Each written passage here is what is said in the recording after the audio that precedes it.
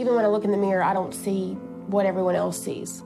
It really confuses me when someone's like, oh, you need to stop losing weight. You almost becoming anorexic from the fear of gaining. Christina lay in the pale light of pre-dawn, suspended between shadows and sweat-soaked sheets. 22 years old, she felt buried, not under blankets, but by a life she hadn't invited. 600 pounds pressed upon her chest, not just physically, but emotionally, cloaking her in a cocoon of invisibility. Her world had narrowed to the size of her bed. The bathroom, the mirror, the outside, their names had become ghosts. Time passed in breathless intervals between meals, calories measured not by need but by escape. Her husband, Zach, hovered between helplessness and resentment, offering comfort that felt like chains. When she met Dr. Nozaradin, she cradled hope like a fragile bird.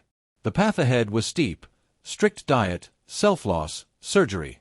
But the hardest work wouldn't be measured by scales. It lay in reclaiming the pieces of herself she'd misplaced. Memories flickered, childhood laughter, mirror shards glittering with shame. The weight had crept in, as much emotional as physical. Each morsel stuffed down unsaid fears and abandoned dreams. She remembered hiding, behind food, behind excuses, behind the comforting rhythm of a needle stitching seams of denial. But in the sterile light of the clinic, her anthem became accountability. She lost the first 267 pounds before surgery, a reckoning etched in effort and tears. It wasn't just weight, it was a shedding of silence. She married independence after divorce, not from hope, but from a husband who struggled to hold a woman redesigned. The cruelty of that loneliness stung deeper than any scale could measure. Skin removal surgeries carved away the remnants of her past body, but the scars on her heart persisted. The fear of gaining weight returned like a ghost, and she found herself skipping meals, spiraling toward anorexia. The journey wasn't linear. It was a twisting road of triumphs and setbacks. Still, she fought on. She ran her first 5K at a weight loss surgery foundation fundraiser. Her sneakers pounding the pavement whispered not of loss, but of presence. She connected with fellow survivors. Each step carried her closer to a version of herself she once believed impossible. February 2021, a new chapter opened, cradled in newborn breaths. Ethan, her son, arrived, a testament that life could begin anew.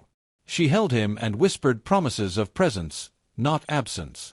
In 2022, another surprise: her second son, Ezra.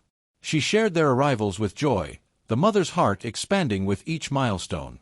But motherhood wasn't easy. Pregnancy teased both hope and fragility. Doctors worried about swelling. She comforted herself knowing she had already traversed darker valleys. September 2023 brought her daughter, Arya, tiny, precious, vulnerable. Postpartum complications and a rare congenital condition, esophageal atresia, tested Christina in new, fierce ways. Her daughter required surgery and months in the NICU. Insurance battles, hospital hallways, prayers whispered in discreet corners. Christina stood both as nurturer and warrior.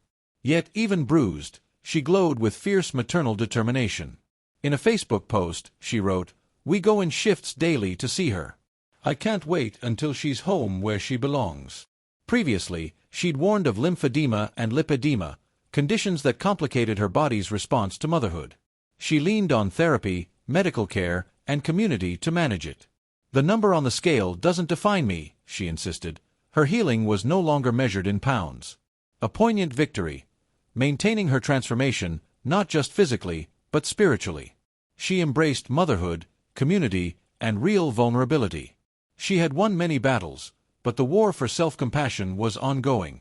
Now, in the quiet moments after bedtime stories and lullabies, Christina stands in the mirror. But this time, she sees strength. Friends call her thriving, and followers see a mother who is beautifully present. She remains cautious, still aware of the fragility of progress. But she is also, unmistakably, unstoppable. Struggles, pivotal relationships, pivotal motherhood moments, and the full arc of transformation? I can build out each chapter, weaving emotional depth, vivid scene setting, and powerful reflection. Let me know how you'd like to shape it next.